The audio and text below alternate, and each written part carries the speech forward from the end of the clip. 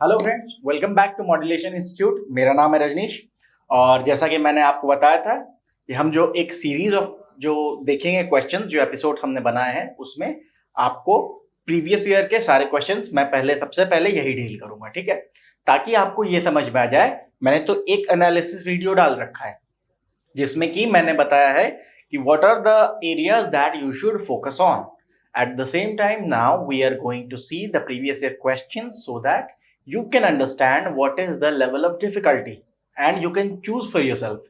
क्योंकि हो सकता है ना कि आपको बहुत डिफिकल्ट लग रहा हो लेकिन दूसरे को डिफिकल्ट ना लग रहा हो, या फिर vice versa also is true कि आपको हो सकता है कि इजी लग रहा हो और सामने वाले को थोड़ा डिफिकल्ट लग रहा हो, एंड आपको उस हिसाब से चैनलाइज करने हैं अपने आप को, ठीक है। देखिए, पेपर 1 पूरा का पूरा लैंग्वेज के ऊपर है, so it is very important. यहाँ पे मार्क्स लाना बहुत ही ज्यादा जरूरी है। If you get good marks here then it will be, I would say it will be comfortable for you. Okay, it would not be easy for you but it would be comfortable for you. तो चलिए, हम 2022 का ये question है, हम इसको देखते हैं, ठीक है। पैसेजेस हमने 3 देख रखे ऑलरेडी। अब हम जो देखेंगे वो आगे क्वेश्चंस देखेंगे, ठीक है। और मैंने जैसे आपको पहले ही बताया है, आराम आराम से देखेंगे, ज्यादा परेशान होने की जरूरत नहीं है। देखिए, चीजों को एनालाइज कीजिए अपने हिसाब से कि कितनी आपको टफ लग रही हैं, और उस हिसाब से आप अपने प्रैक्टिस को, अपनी जो एफर्ट आप पुट इन करोगे उसको आपको उसी हिसाब से घटाना या बढ़ाना है। चलिए देखते हैं। The first question is, from the given options select the pair of words which carries the same relationship to the given pair of words। देखिए, इन तरह के क्वेश्चन, जो ऐसे क्वेश्चन आते हैं, इनमें डायरेक्टली ना एंटोनिम लिखा है ना सिनोनिम लिखा है। तो इससे क्या होता है ना कि अगर आपको इन दोनों का मतलब पता है तो ही आप इसको कर पाओगे, सीधी सी बात है। क्योंकि इसमें बोल रखा है कि इन दोनों के बीच जो रिलेशन है, सेम रिलेशन में कौन सा पेयर यहाँ पे लगा रखा है उसको आपको जो है टिक करना है। तो सीधी सी बात है, अगर आप इसको ही नहीं समझ पाओगे तो फिर इसको कैसे समझोगे। बट मैंने जहां तक देख रखा है कि ये वाले क्वेश्चन जो होते हैं बहुत इजी होते हैं, मतलब ये पेयर बहुत इजी होता है, ठीक है। अब हम दोनों तरीके से जा सकते हैं, एलिमिनेशन से भी जा सकते हैं, ठीक है। जो भी आप एलिमिनेट कर पाओ, एलिमिनेशन मेथड मैंने आपको बता रखा है। चले देखते हैं। रेस्पेक्ट इज टू रिगार्ड, इसको इज टू पढ़ते हैं, रेशियो का सिंबल आपने मैथ्स में पढ़ा होगा। Respect is to regard. Respect का मतलब क्या होता है? वही जो आप अपने टीचर्स को देते हो, फादर मदर को देते हो ना। तो रिस्पेक्ट मतलब इज्जत करना, ठीक है। जरूरी नहीं है कि बड़ों की ही इज्जत की जाए, बड़ों की तो करें, लेकिन आपके दोस्त हैं उनको भी आप रेस्पेक्ट देते हो। लेकिन हाँ, हालांकि वो जो तरीका होता है वो थोड़ा अलग हो जाता है। तो रेस्पेक्ट और रिगार्ड दोनों का मतलब लगभग सेम है, ठीक है। रिगार्ड मतलब वही होता है, बड़ों को इज्जत देना एक तरह से, ठीक है। तो रिस्पेक्ट और रिगार्ड सेम है, तो हमें इनमें से जो सिमिलर पेयर है, जो दोनों मीन करते हैं सेम, जिनका मीनिंग सेम हो, वो हमें पता करना है। तो अब आपको पता होनी चाहिए सारे वर्ड्स। स्टेन और स्पॉटलेस बहुत इजी वर्ड है। स्टेन, अरे रिन सुप्रीम ये सब एड में तो देखते होगा ना स्टेन के बारे में, ठीक है, टाइड के एड में शायद वो। तो स्टेन और स्पॉटलेस, स्टेन का मतलब क्या होता है? धब्बा, ठीक है। और स्पॉटलेस का मतलब बिल्कुल साफ, जैसे उसके वो वीडियो है ना, टाइड का ही ऐड है, वो ऐसे व्हाइट रंग का शर्ट पहन के खड़ा रहता है, वो स्टेन्स लगे होते हैं और फिर स्पॉटलेस वो उसको करके निकल जाता है। तो स्टेन और स्पॉटलेस आर ऑपोजिट, ठीक है। ये दोनों दे मीन, इनका मीनिंग क्या है? बिल्कुल ऑपोजिट है। तो चलिए एक चीज देखते हैं। ये क्या था? ये सिमिलर इन मीनिंग थे, ये दोनों सिमिलर थे, इनका मतलब सेम था। ये हमारा क्या निकला? स्टेन और स्पॉटलेस, ये ऑपोजिट निकला। ओपीपी लिख रहा हूं बस, ठीक है। रूइन और रिपेयर, रूइन का मतलब पता है ना? रूइन का मतलब होता है कि किसी चीज को विध्वंस, बर्बाद करना, किसी चीज को डिस्ट्रॉय करना। बहुत सारे और वर्ड्स यूज कर सकते हैं, डिस्ट्रॉय, रेज, डेसिमेट, ये सारे सिनोनिम्स है इसके रूइन के। तो रूइन और रिपेयर ये भी ऑपोजिट है, क्योंकि रिपेयर का मतलब तो किसी चीज को ठीक करना होता है। हमें क्या चाहिए? सिमिलर वर्ड चाहिए, ये दोनों जो है ऑपोजिट है। डिटेस्ट और डिस्पाइट, डिस्पाइट आप लोग 2 तरह से यूज करते हो। कैसे? डिटेस्ट का मतलब पहले बताता हूं, हो सकता है बहुत सारे बच्चों को पता ना हो, कंफ्यूज हो। डिटेस्ट का मतलब होता है कि एक तरह से नॉट लाइकिंग समवन और समथिंग, ठीक है, एक तरह का हेट की तरफ ही ये जा रहा है ये वर्ड। डिटेस्ट मतलब किसी चीज को नापसंद करना, ठीक है, वो वर्ड डिटेस्ट। डिस्पाइट आपने वर्ड सुना होगा, डिस्पाइट दिस हम सेंटेंस में यूज करते हैं ना, इन स्पाइट ऑफ, डिस्पाइट, ये सब। लेकिन ये डिस्पाइट का एक मीनिंग ये भी होता है कि नॉट लाइकिंग समथिंग, ठीक है, तो डिटेस्ट और डिस्पाइट दोनों का मतलब क्या हो गया, not liking something, so these are similar. देखिए अब मेरे को वर्ड्स पता थे तो मैं आपको बता पा रहा हूं, वर्ड्स पता नहीं होते तो कैसे बताता। और सीधी सी बात है, जब एक सिमिलर दे रखा है तो दूसरा तो ऑपोजिट ही देने वाले हैं, रिग्रेट और रिजॉइस। रिग्रेट का मतलब क्या होता है, आपने कोई काम किया, ठीक है, जैसे सपोज आपने कोई काम किया और अब आपको बुरा लग रहा है उसके बारे में, होते हैं सबके लाइफ में, होते ही हैं रिग्रेट के मोमेंट्स जो होते हैं, तो दैट इज रिग्रेट, बुरा फील करना किसी चीज को लेके। और रिजॉइस मतलब खुश होना, ठीक है। तो ये देखो वर्ड्स के साउंड से भी बहुत फर्क पड़ता है, रिग्रेट, रिजॉइस, देखो वर्ड का साउंड भी जो होता है ना थोड़ा थोड़ा आपको फील दे देगा, तो ये जो है ऑपोजिट है। तो what is the right answer, detest and despair, because यहां सिमिलर वर्ड्स ढूंढ रहे थे, सिमिलर ढूंढ रहे थे ना, respect is to regard is similar in meaning. Similarly, detest and despite are similar in meaning. So, C would be the right answer. चलिए आगे देखते हैं दूसरा question. From the given options, फिर सेम है, select the pair of words which carries the same relationship. Dull और bright, उसमें similar meaning दिया है, तो chances are high कि ये उल्टा होगा, मतलब 100% तो नहीं है बट chances are there। तो dull और bright मतलब तो आपको पता ही होगा, dull मतलब, डल दो तीन तरह से यूज करते हैं, जैसे डल हम बोल देते हैं किसी इंसान के लिए भी बोल देते हैं कि ही इज वेरी डल, है ना। तो डल का मतलब क्या हो गया कि जो मतलब जिसमें लैक ऑफ एनर्जी हो, ठीक है। और कलर के रूप में भी बोलते हैं, कलर जैसे कलर के केस में क्या बोलते हैं, डल कलर है बोलते हैं ना, जो कि मतलब सेंसेस को प्लीज नहीं कर रहा है, जो कि एकदम मतलब हल्का लग रहा है, उसे हम डल कह देते हैं, लैक ऑफ एनर्जी मेनली। और ब्राइट का मतलब जो चमक रहा है, जैसे द सन, ठीक है।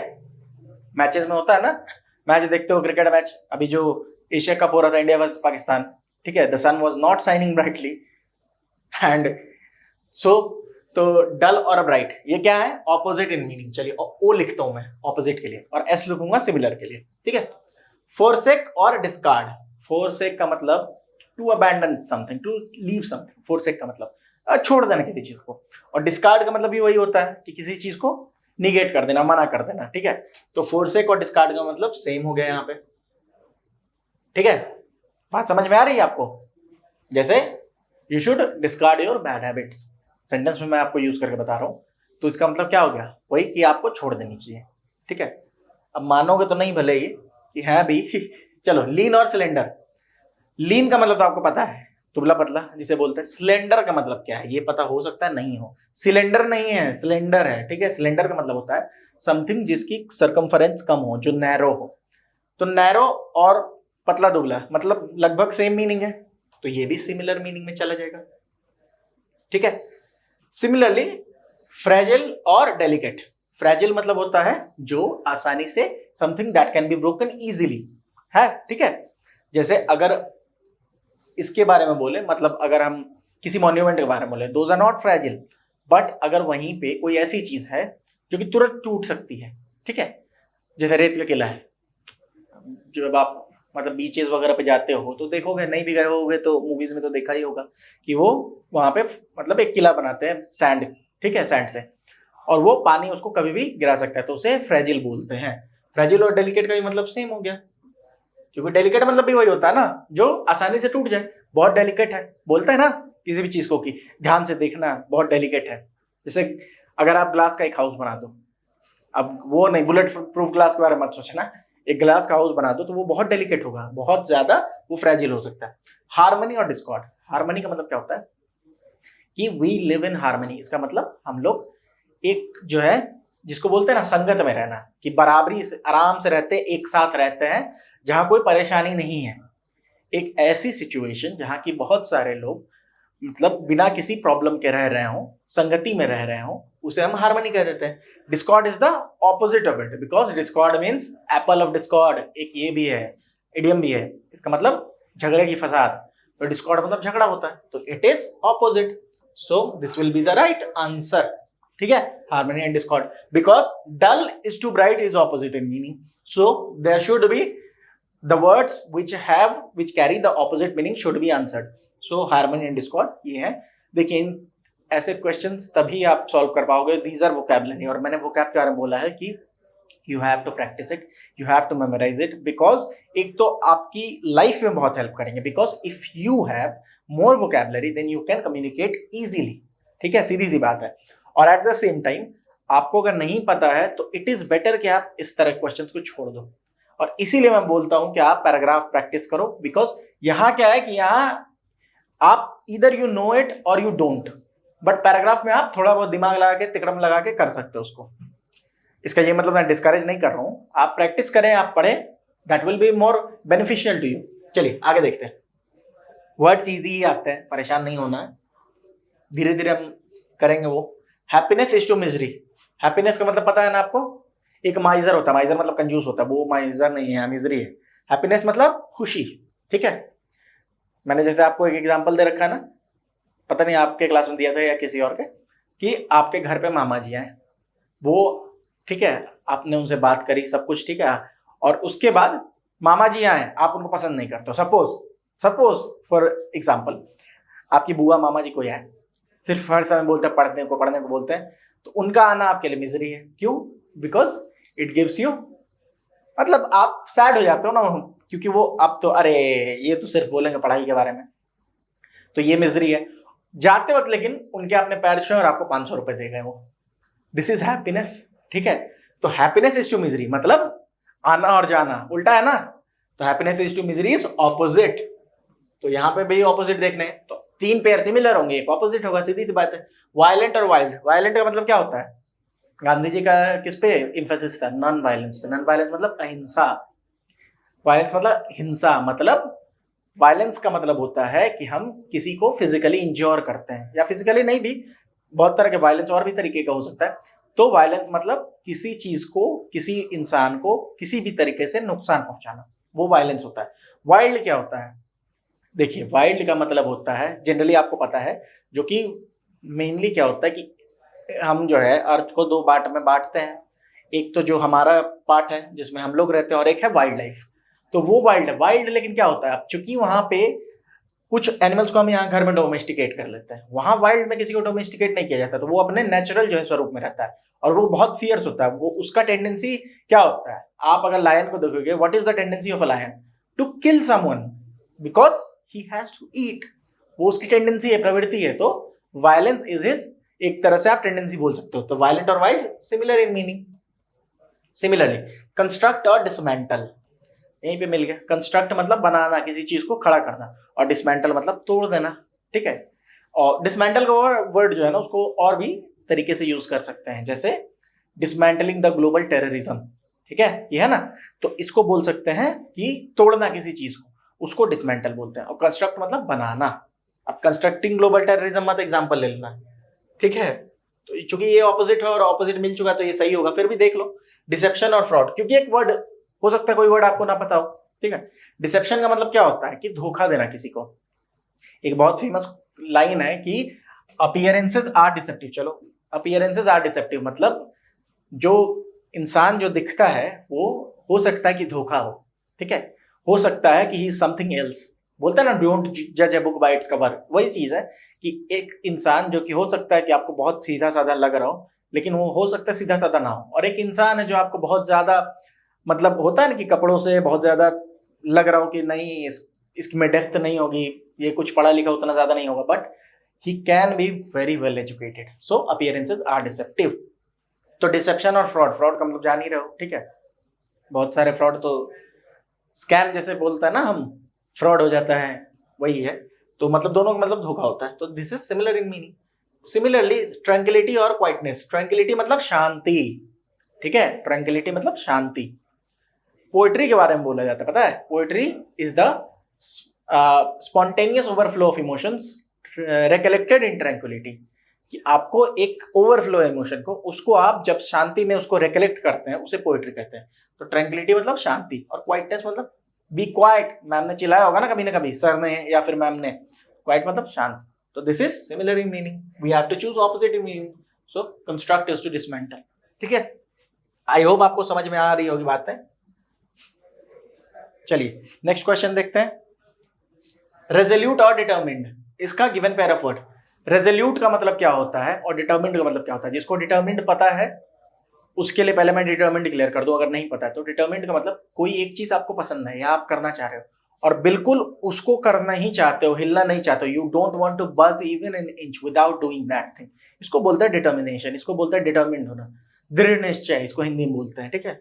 और रेजोल्यूट का मतलब भी वही होता है कि to be determined about something, जैसे आपकी डिटर्मिनेशन होनी चाहिए that I have to crack the CUET exam. अब कैसे, ये तो डिटर्मिनेशन कैसे पता चलेगी कि आपने एक गोल रखा है सीयूईटी को क्रैक करने का, अब आप उसी जो फील्ड में है मतलब उसी तरीके से उसको अप्रोच भी कर रहे हो, आप क्वेश्चन सेट्स को अच्छे से देख रहे हो, आप प्रैक्टिस कर रहे हो, आप इसके लिए पढ़ाई कर रहे हो अच्छे से, दैट इज डिटर्मिनेशन, कि आप उसको एंड गोल को अचीव करना चाहते हो। रेजोल्यूट का मतलब भी सेम होता है, तो this pair is similar in meaning. चलिए इधर देखते हैं, अपीज और फ्राइटन। अपीज का मतलब क्या होता है? अपीज मतलब होता है, जैसे आप सुनते होंगे ये वर्ड बहुत फेमस आज के डेट में, अपीजमेंट पॉलिटिक्स। इसका मतलब क्या होता है? अपीज मतलब किसी पर्टिकुलर ग्रुप को, या ग्रुप ना भी, किसी इंडिविजुअल को भी खुश करना, ठीक है, bye means of giving something, कुछ दे के या कुछ बोल के।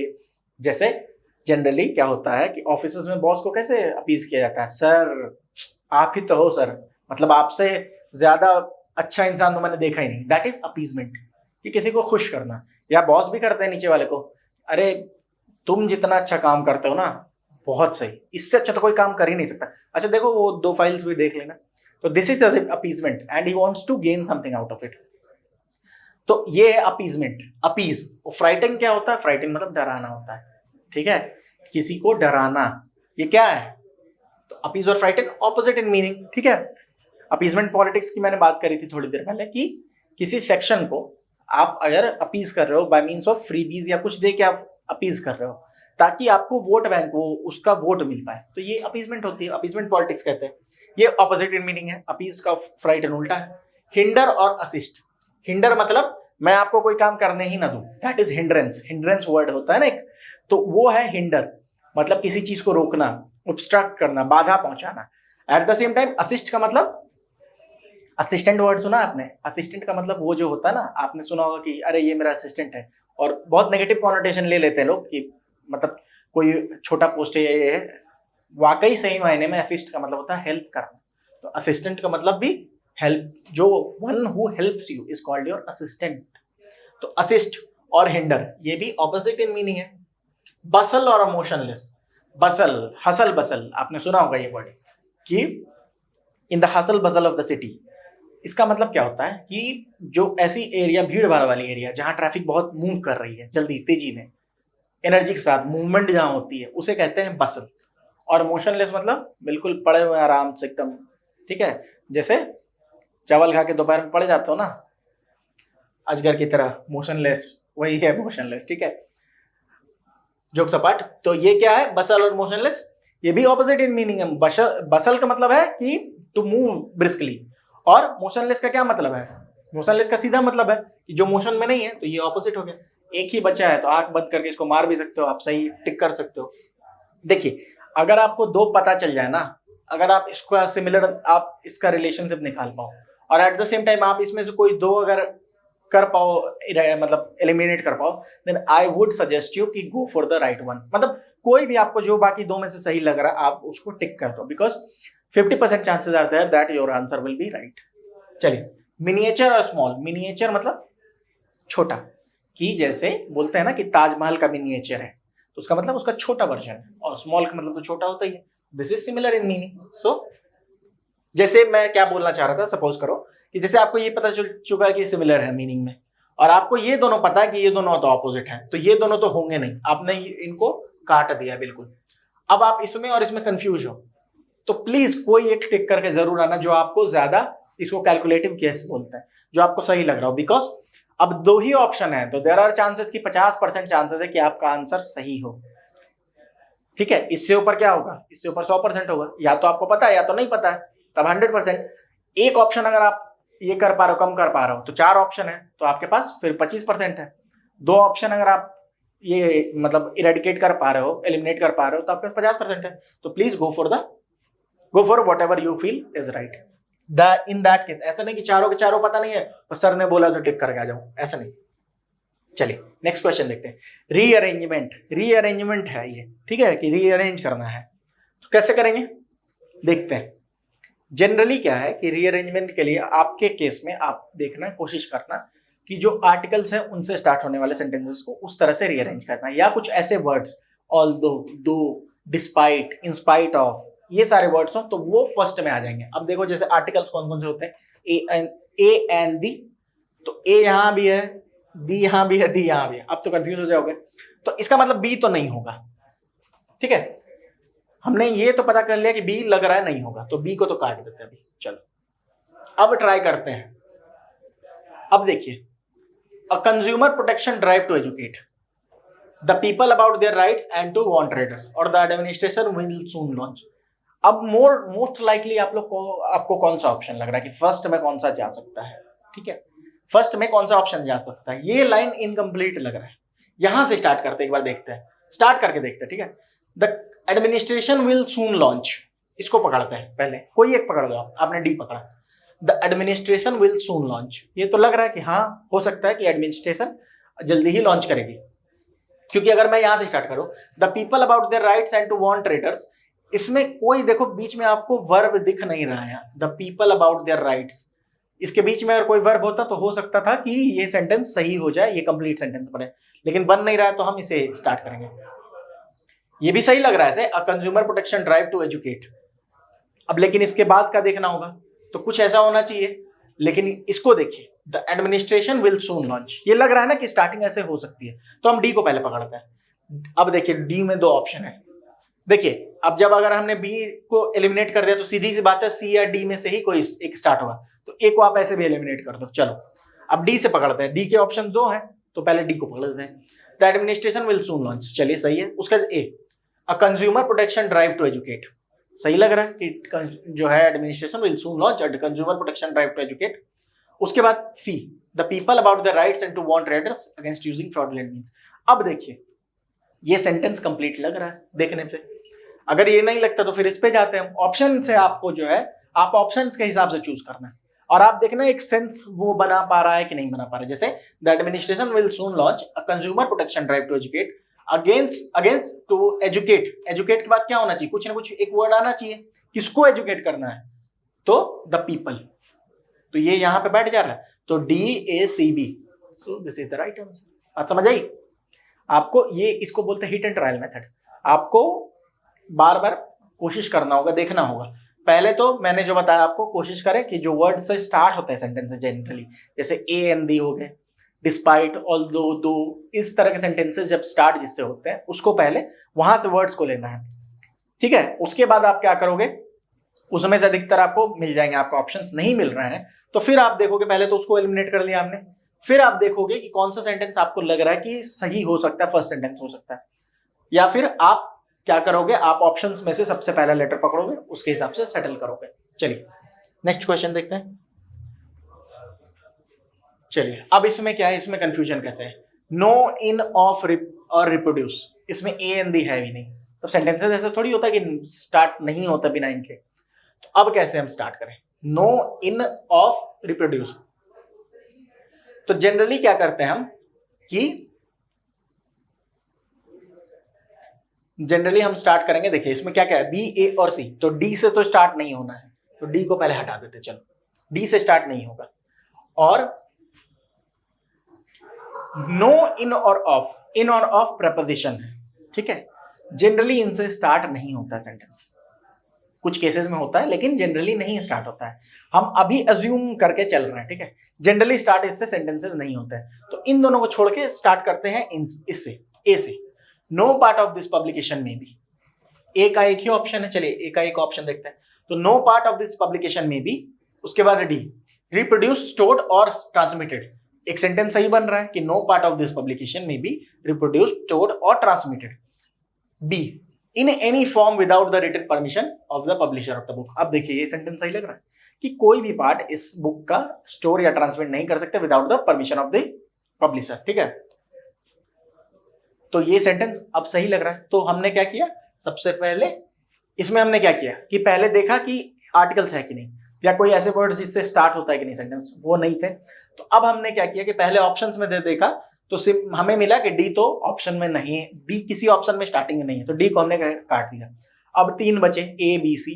अब बी और सी में प्रेपोजिशन से स्टार्ट हो रहे थे, तो हम क्या कर रहे हैं कि पहले ही ट्रायल में क्या करेंगे, ऑप्शन ए को लेकर सेंटेंस बनाने का ट्राई करेंगे।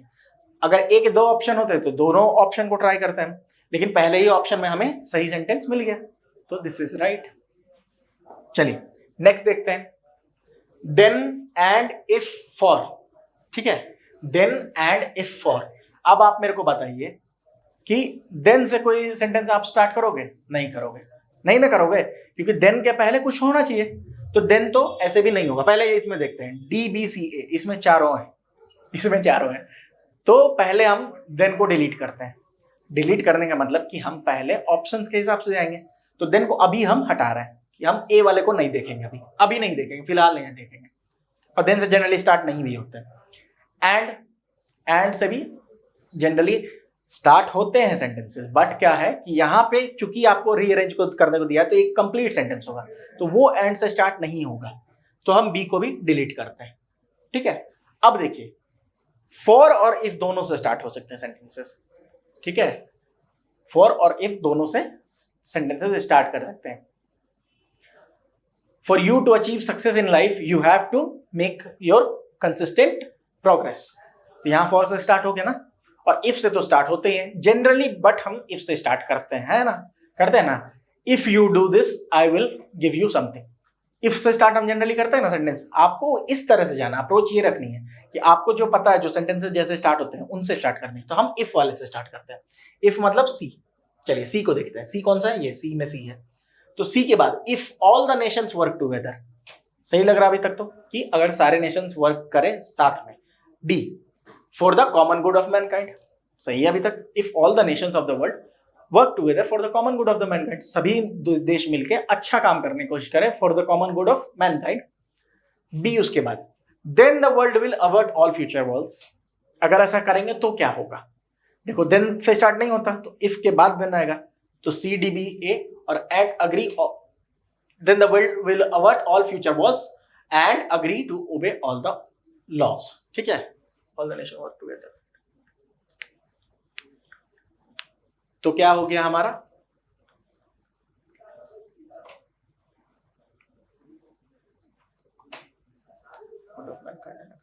हाँ, हमारा क्या बैठा? C if all the nations work together for the common good of mankind. तो सी के बाद हमारा डी आ रहा है, और उसके बाद बी आ रहा है कि if all the nations work together for the common good of mankind and agree to obey all the laws. Sorry, A और बी में थोड़ा सा ही हो गया। और अग्री करें हर लॉ को मानने का, तब जो है देन सेंटेंस लास्ट में देन आएगा ना। ये कॉज है और वो इफेक्ट है। इफ जो है वो कॉज होता है और देन इफेक्ट होता है। तो इफ में कॉज में क्या है कि अगर सब वो नेशन साथ में आए कॉमन गुड के लिए, मैनकाइंड के, और ओबे करें, अग्री करें, ओबे सब लॉ को में हम लोग अग्री करेंगे, तब क्या होगा? Then the world will avert all future wars. तो ये हमारा बैठ गया सी डी बी ए। देखते हैं सी डी बी ए।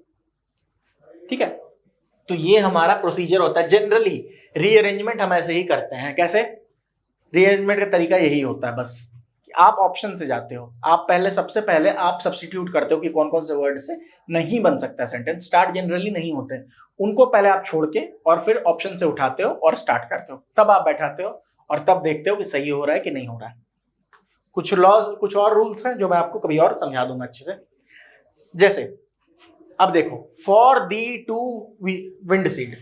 अब क्या है? दी से स्टार्ट होता है। आपको मैंने बताया, इसमें बहुत इजीली आप एक चीज देख सकते हो कि आपको एक जो है ये दे रखा है, एक आर्टिकल दे रखा है दी।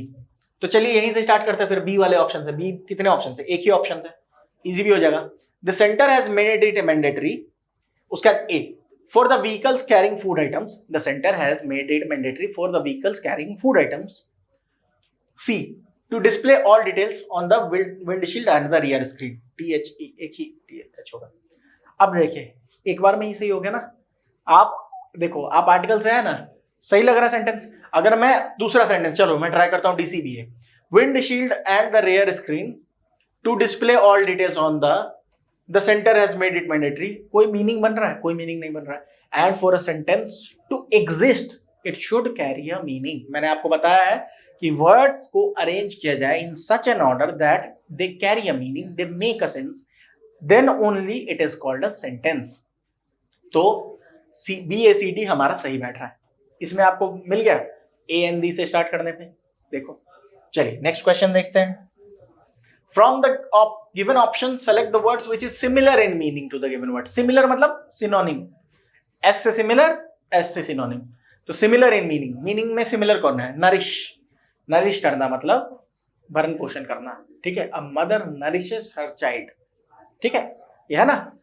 नरिश करना, नरिश का मतलब सेम जो हो उसको बताना। निगेट, निगेट क्या होता है? नेग्लेक्ट करना, छोड़ना, मना करना, किसी चीज को कैंसिल करना, उसे कहते हैं निगेट करना। कि होता ना कि negate this thing because it is not trustworthy, ऐसा कुछ बोल सकते हैं हम। तो निगेट का मतलब होता है किसी चीज को नेग्लेक्ट करना। तो नेग्लेक्ट और नरिश करना क्या सेम मीनिंग है? नहीं है, एक तरह से कहीं ना कहीं उल्टा ही है at the same time.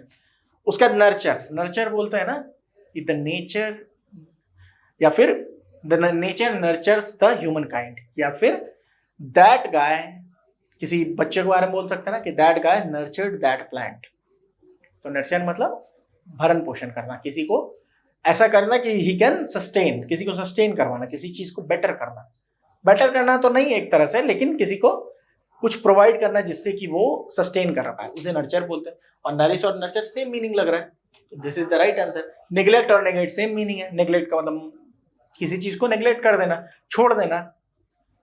Native का मतलब क्या होता है? नेटिव मतलब जो लोग वहां के बसिंदे होते हैं। People who are the original inhabitants of a place are called native. तो नेटिव का कोई मतलब ही नहीं बैठ रहा है नरिश, तो nurture is the right answer. चलिए आगे देखते हैं। लिस्टलेस, आपको सिमिलर इन मीनिंग हो सकता है ये वर्ड आपको पता ना हो। लिस्टलेस, लिस्ट और लेस से आप बना भी कुछ नहीं पाओगे। तो लिस्टलेस का मतलब क्या होता है कि देखो, लेस का मतलब तो पहले पता है आपको कि लेस का क्या मतलब होता है, कमी किसी चीज की। और यहां पे लिस्टलेस का मतलब है लैकिंग इन एनर्जी, विगर, उसे हम लिस्टलेस बोलते हैं। आपको क्या करना है? Similar in meaning. तो जो सिमिलर है, आप थोड़ा ऑप्शन देखोगे ना तो कोशिश करके आप लिस्टलेस को भी समझ सकते हो। जैसे हम देखते हैं ऑप्शन, सपोज हमें लिस्टलेस नहीं पता है। लाइवली, लाइवली मतलब फुल ऑफ एनर्जी, जिसके अंदर बहुत एक बच्चा जो होता है ना बहुत लाइवली होता है, और बहुत सारे का एकदम मनहूस, मतलब लगता है ना कि इनके घर में बॉल चला जाए तो वो जिंदगी भर ना दे। तो वो उल्टा होता है, उनके अंदर एनर्जी नहीं है। अ चाइल्ड इज लाइवली, क्यों? Because he has energy. तो ये तो हो जाएगा फुल ऑफ एनर्जी लग रहा है, ठीक है, फुल ऑफ एनर्जी। चलिए देखते हैं, फुल ऑफ एनर्जी। हम वर्ड्स के थ्रू जा रहे हैं, ठीक है, उल्टा जा रहे हैं इसमें। दूसरा है ब्रिस्क। ब्रिस्क का मतलब आपको मैंने बताया था जब बसल बताया था, टू मूव ब्रिस्कली। ब्रिस्कली मतलब विथ एनर्जी। तो यहां भी एनर्जी आ रहा है, सेम है, एनर्जेटिक होना। लिथार्जिक का मतलब क्या होता है? वही सेम, चावल खा के दोपहर में पड़ जाना 2 घंटे के लिए अजगर की तरह, तो वो होता है लिथार्जिक। लिथार्जिक मतलब डल, लैकिंग इन एनर्जी, ठीक है, lack of energy, lack of energy, dull बोल सकते हैं इसको। सुस्त बोलते हैं ना हिंदी में कि वो बहुत सुस्त है, किसी भी काम को दो करने को तो करूंगा कल करूंगा, प्रोक्रेस्टिनेशन जिसको बोलते हैं, प्रोक्रेस्टिनेशन। तो वो है लेथार्जी। लेथार्जी मतलब सेम मीनिंग नहीं है, बट एक ही तरफ जा रहे हैं ये दोनों के मीनिंग। तो लेथार्जिक लैक ऑफ एनर्जी हो गया। और एंथुसियास्टिक का मतलब, स्पेलिंग थोड़ी मिस्टेक है इसमें एंथुसियास्टिक में, चलिए आप लोग खुद भी सही करेंगे। एंथुसियास्टिक की स्पेलिंग क्या होती है सही? यहाँ पे गलत टाइप किया हुआ है, आप लोग करें। एंथुसियास्टिक का मतलब full of energy. He is very enthusiastic about the sports event, इसका मतलब बहुत लाइवली है, बहुत एनर्जेटिक है। तो 3 वर्ड तो है फुल ऑफ एनर्जी, 1 वर्ड है लैक ऑफ एनर्जी भाई। अब हम वर्ड्स के हिसाब से देखें तो 3 तो ऑप्शन हो नहीं सकते, तो कोई एक ही ऑप्शन होगा, है ना। तो सीधी सी बात है, लेथार्जिक हो जाएगा, बिकॉज सिमिलर इन मीनिंग पूछ रहे हैं। तो अब चूंकि लेथार्जिक का मतलब लैक ऑफ एनर्जी है, तो और यहाँ पे 3 ऑप्शन है एनर्जेटिक, तो ऑब्वियसली बात है लिस्टलेस का मतलब भी लेथार्जिक हो जाएगा। लिस्टलेस का मतलब ही होता है समथिंग लैकिंग इन एनर्जी, ठीक है। चलिए आगे देखते हैं। हर केस में सही नहीं होगा। सोफिस्टिकेटेड, सोफिस्टिकेटेड बोलते हो that guy is very sophisticated, उसका मतलब क्या होता है? जनरल टर्म्स में सोफिस्टिकेटेड का मतलब होता है something which is not simple, ठीक है। सोफिस्टिकेशन का मतलब होता है किसी चीज को थोड़ा कॉम्प्लेक्स करना, दैट इज कॉल्ड सोफिस्टिकेशन, ठीक है, बात समझ में आई। तो सोफिस्टिकेटेड का जो मतलब है वो है something which is complex in nature, जो सिंपल नहीं है। और यहां पे देखते हैं क्या क्या है। इजी और सिंपल मैंने बताया, जो सिंपल नहीं है, जो इजी नहीं है, तो ये दोनों तो ऐसे भी कट गए। नाइव, नाइव का मतलब पता है, जिसको भोला वाला कहते हैं ना घर पे, ही इज वेरी मतलब नाइव, बोलते हैं ना अरे चिंटू तो बहुत बेचारा भोला भाला है, तो वो है नाइव, बिकॉज ही कैन नॉट डिस्क्रिमिनेट और differentiate between good and bad very much. वो अच्छे तरह से समझ नहीं पाता है, अच्छे और बुरे की पहचान नहीं कर पाता है, तो वो नाइव हो जाता है एक तरह से, ठीक है।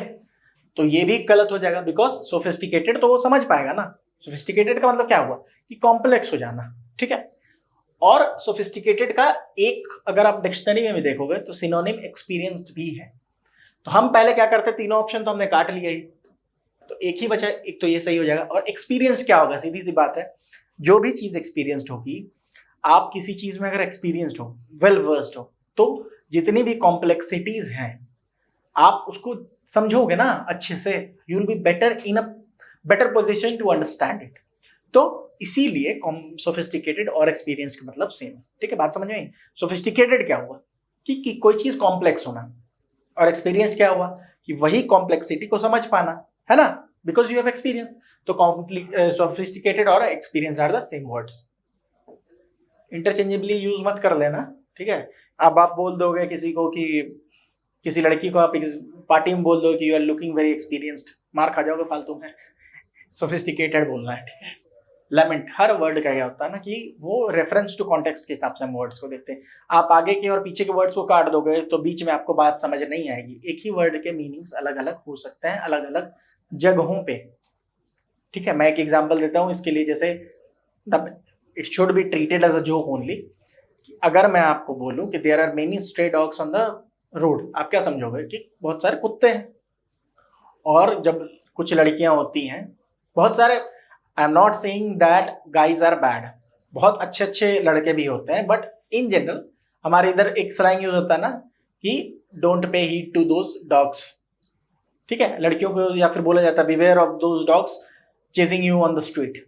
तो क्या मतलब है, यहाँ इंसान के बारे में ही बात हो रही है, बट कॉन्टेक्स्ट के हिसाब से मीनिंग चेंज हो गया, ठीक है। तो वही चीज है।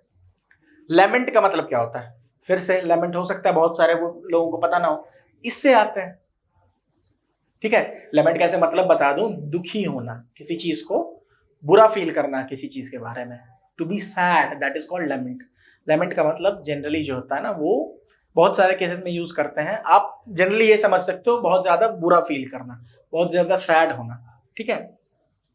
जैसे मैं एग्जांपल अगर आपको दूं तो he was lamenting about his friend who passed away, ठीक है, ये एग्जांपल हो सकता है। तो लेमेंट, कंप्लेन, अब क्या है, select the one which is similar in meaning.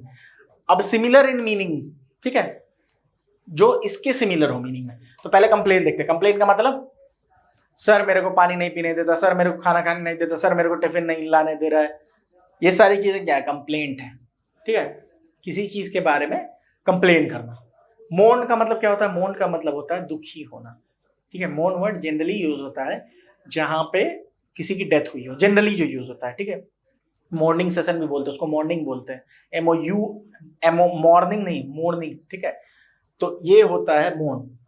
जैसे कोई अगर एक्सपायर कर जाए तो जो फीलिंग होती है ना, उसको मोर्न बोलते हैं।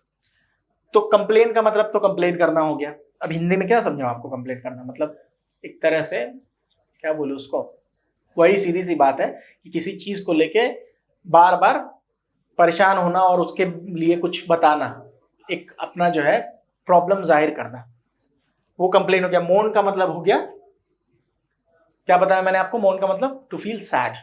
कंसोल का मतलब क्या होता है, कंसोल का मतलब वही होता है, मैंने जैसे आपको बताया था ना कि हम अपने आप को भी कंसोल करते हैं, दोस्तों को भी कंसोल करते हैं। आप फर्स्ट कर जाओ, दोस्त फेल कर जाए तो आप कंसोल करते हो। 3 इडियट्स याद है, दोस्त पास कर जाए तो बुरा लगता है, लेकिन दोस्त फर्स्ट कर जाए तो और भी बुरा लगता है। तो हम होता है अरे यार कोई नहीं होता है, या ब्रेकअप हो जाता है तो बोलते हैं ना अरे कोई नहीं होता, चल पार्टी करते हैं, या बहुत सारी बातें। तो वही है कि वो होता है कंसोल करना किसी चीज। कंसोलेशन प्राइज भी मिलता है कि because you participated so it is something that we are giving you, ठीक है। तो कंसोल करने का मतलब होता है किसी को मनाना, किसी को शांत करना, ठीक है। तो वो हुआ कंसोल। और सेलिब्रेट का मतलब इंजॉय करना, ठीक है, बहुत इंजॉय करना किसी चीज को, सेलिब्रेट करना, जैसे फेस्टिवल्स को सेलिब्रेट करते हैं। तो यहां पे देखो, कंप्लेन, मोर्न, कंसोल और सेलिब्रेट। इसमें से कौन सा वर्ड, लेमेंट का मैं आपको मतलब बताया। लेमेंट का मतलब क्या होता है, बताया ना, बुरा फील करना। तो कम मोड लग रहा है आपको मोस्ट अप्रोप्रिएट। अगर वैसे जाए तो थोड़ी प्रॉब्लमेटिक होगी, फिर भी आप थोड़ा दिमाग लगाओगे ना तो हो जाएगा। जैसे कंप्लेंट करना, ये अलग चीज है, कंप्लेंट हो गया। कंसोल करने का मतलब किसी को समझाना, बुझाना, फुसलाना। सेलिब्रेट का मतलब एंजॉय करना, और मोन का मतलब दुखी होना। देखिए इसमें जो वर्ड्स हैं, कंसोल करना और सेलिब्रेट करना, ठीक है। देखिए इसमें प्रॉब्लम हो जाएगी, नहीं इसमें तो नहीं बोलूंगा मैं, आप उसके हिसाब से जाए। तो यहाँ आपको वर्ड्स पता होनी चाहिए, सीधी सी बात है। सिमिलर मीनिंग में इसमें आपको ये वर्ड पता होना चाहिए। लेकिन आपके जनरली एक आध ही यही एग्जांपल ऐसे हैं जिसमें आप इससे नहीं जा सकते उल्टा, बिकॉज थोड़े से जो क्वेश्चन है थोड़े वर्ड्स ट्रिकी हो जा रहे हैं यहाँ पे, ठीक है। चलिए आगे वर्ड देखते हैं। Correctly spelled words. अब स्पेलिंग मिस्टेक बहुत सारे बच्चे जो करते हैं, प्लीज जब भी आप रीड करें किसी चीज को, स्किमिंग स्कैनिंग, कुछ भी, स्किमिंग स्कैनिंग दो अलग चीजें होती है, वो मैं बताऊंगा अभी। तो रीड करें तो आप वर्ड्स को ध्यान से देखें कि स्पेलिंग क्या है उसकी। जैसे डिटीरियरेट, चलो मतलब ही बता दे रहा हूँ। कोई चीज अगर अपने कंडीशन से बुरे कंडीशन में जा रही है, दैट इज कॉल्ड डिटीरियरेशन, ठीक है। जैसे the health of the patient deteriorated, मतलब कि वो डिटीरियरेट हो रहा, मतलब सिचुएशन खराब हो रही है। डिटीरियरेट की स्पेलिंग, जो सही स्पेलिंग होती है वो ये होते हैं, DETERIORATE, डिटीरियरेट। चलिए डिटीरियरेट का मतलब मैंने आपको बता दिया है कि टू वर्सन अ सिचुएशन, ठीक है, उसको डिटीरियरेट बोलते हैं। अब इसका मैं आपको एंटोनिम बता दे रहा हूं, आप लिख लो, आपके काम आ जाएगा। तो डिटीरियरेट का उल्टा हो जाएगा अमीलियरेट। इसका मतलब to make something better, to make something worse वो होता है डिटीरियरेट, ठीक है। और टू मेक समथिंग गुड उसको अमीलियरेट कहते हैं, ठीक है। ये वर्ड है। चलिए नेक्स्ट देखते हैं। स्पेलिंग के हिसाब से मैं आपको कुछ वर्ड्स भी बता दूंगा। निमोनिया, ये तो बचपन में भी आपने पढ़ा होगा कि निमोनिया जो है स्टार्ट होता है पी से, साइकोलॉजी वर्ड जैसा है, पी से स्टार्ट होता है। अब ये मत पूछना सर क्यों, बिकॉज वो भी बता दे रहा हूँ। चलो, इंग्लिश अल्फाबेट में 26 लेटर्स हैं, साउंड्स लेकिन जो होते हैं वो उससे ज्यादा है। जैसे हम बोलते हैं ना हिंदी के लिए, संस्कृत के लिए, हिंदी के लिए, इन सब के लिए बोलते हैं कि these are the most scientific languages. Because क्या है रीजन, बिकॉज साउंड्स जो होते हैं ना वो जनरली 44 तरह के होते हैं, जो साउंड्स है। और हिंदी में अल्फाबेट्स भी 44 है, लेटर्स ऑफ द अल्फाबेट 44 है। यहाँ पे अल्फाबेट में इंग्लिश में 26 ही है लेटर्स। तो जो साउंड्स है वो उसको पूरी तरह से कन्वे नहीं कर पाते हैं, ठीक है। इसीलिए कहीं साइलेंट हो जाता है, कहीं जो है एब्सेंट हो जाता है, कहीं एक्सेंट का प्रॉब्लम है, ये सारी चीजें होती हैं। तो निमोनिया की स्पेलिंग क्या होती है। अब स्पेलिंग ऐसी चीज है, या तो आपको पता है या नहीं पता है, प्रैक्टिस करना होगा। प्रैक्टिस कैसे करोगे, रीड करके। PNEUMONIA,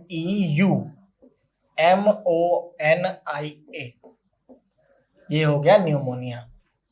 निमोनिया बुखार एक तरह का होता है, इसे निमोनिया बोलते हैं, ठीक है। चलिए, तो the answer is PNEUMONIA, pneumonia, ठीक है। चलिए आगे देखते हैं। ये कौन सा वर्ड है, इमरजेंसी। सीधी सी बात है, आपको पता होगा कि इमरजेंसी ई से स्टार्ट होता है, तो ये दोनों तो ऐसे भी कट गए। अब बंगाली लोग बुरा ना मान जाए, but I have been taught in a Bengali school, तो वहां पे थोड़ा सा एक्सेंट में होता है कि आ को ओ पढ़ देते, तो इमरजेंसी है यहाँ पे। थोड़ा सा बंगाली लोग, प्लीज आप बुरा ना माने इसको, बट ये मतलब कि सही नहीं है, स्पेलिंग गलत है। ये बंगाली डिक्शन में इमरजेंसी बोला जा रहा है। इमरजेंसी की स्पेलिंग ये होती है EMERGENCY। इमरजेंसी मतलब अर्जेंसी, अर्जेंट होना, कोई चीज मतलब तुरंत में चाहिए कोई चीज, ठीक है, सिचुएशन के हिसाब से, ठीक है। चलिए इमरजेंसी हो गया। अब हम देखेंगे आगे एक और चीज, वही बोल रहा हूं मैं, बार बार आपको यही फोकस कर रहा हूं कि इमरजेंसी का मतलब क्या होता है। मतलब वर्ड्स के लिए आप स्पेलिंग के लिए क्या कर सकते हो, reading is the most important thing. आप जितना रीड करेंगे, और जो वर्ड्स नहीं आते उसको अंडरलाइन करके लिख लें आप, ठीक है। चलिए आगे देखते हैं। ब्यूरोक्रेट, ब्यूरोक्रेट का मतलब क्या होता है। ब्यूरोक्रेसी जो है ना, एक टर्म है, ब्यूरोक्रेसी का मतलब क्या होता है। सिविल सर्विसेज के बारे में आपको पता होगा। नॉन इलेक्टेड मेंबर्स जो होते हैं, जो कि सिलेक्टेड मेंबर्स होते हैं, एक होता है इलेक्ट होना, एक होता है सिलेक्ट होना। इलेक्ट होना, पीपल इलेक्ट द पॉलिटिशियंस, ठीक है, द लीडर्स। और सिलेक्ट होना, आप मेरिट पे सिलेक्ट होते हो। तो नॉन इलेक्टेड ऑफिशियल्स, जो कि सिलेक्टेड ऑफिशियल्स होते हैं, who run the civil services, are called bureaucrats. इसकी स्पेलिंग थोड़ी सी टफ है, क्योंकि ब्यूरो की ही स्पेलिंग थोड़ी टफ है, ठीक है। ब्यूरो की स्पेलिंग क्या होती है? BUREAU, ये होती है ब्यूरो की स्पेलिंग, ठीक है। जैसे आप CBI के बारे में पढ़ते होगे ना, जैसे आप FBI के बारे में पढ़ते होगे, federal bureau of investigation, central bureau of investigation, तो ब्यूरो की स्पेलिंग ये होती है। तो देखते हैं ब्यूरो की स्पेलिंग किसकी सही है। ये तो O लगा, यहाँ पे O है, तो ये तो गलत हो जाएगा। E से स्टार्ट किया है, नहीं, ब्यूरो में BU से स्टार्ट होता है, तो U से कौन कौन से वर्ड स्टार्ट है? ये और ये, लेकिन RUE कर दिया है, तो ये गलत हो जाएगा। तो ब्यूरो जब सही है तो ब्यूरोक्रेट भी यही सही होगा, CRAT, ब्यूरोक्रेट, ठीक है।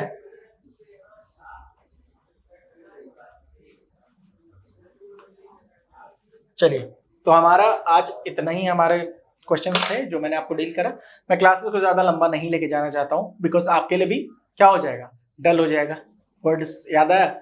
तो चलिए अब मिलेंगे फिर नेक्स्ट क्लास में और PYQ को सॉल्व करेंगे। PYQ वगैरह सॉल्व करते रहें, ठीक है, और क्वेश्चंस को खुद से देखें, because you'll get the touch of it, you'll get the heart of it. आपको समझ आएगी कि क्वेश्चंस किस तरह से डील हो रहे हैं, किस तरह से क्वेश्चंस पूछे जा रहे हैं, and then only you'll be in a situation to answer the questions, ठीक है। यहाँ पे मैं आपको इसीलिए PYQ करा रहा हूँ ताकि आपको भी एक आइडिया लगे, आपको अपना जो पोजीशन है वो पता चले, एट द सेम टाइम आप ये समझ पाए कि आपको कितनी मेहनत पुट इन करनी है। चलिए आप मिलेंगे नेक्स्ट क्लास में, और जो 2022 के जो PYQ बचा हुआ है कुछ, उसको डील करेंगे, ठीक है। चलिए मस्ती से रहिए, आराम से, टेंशन नहीं लेना है। और आपको कोई इन्फॉर्मेशन चाहिए हो तो आप modulation.in पे जा सकते हैं, आप गूगल फॉर्म को फिलअप करें, लाइक करें, सब्सक्राइब करें, ठीक है।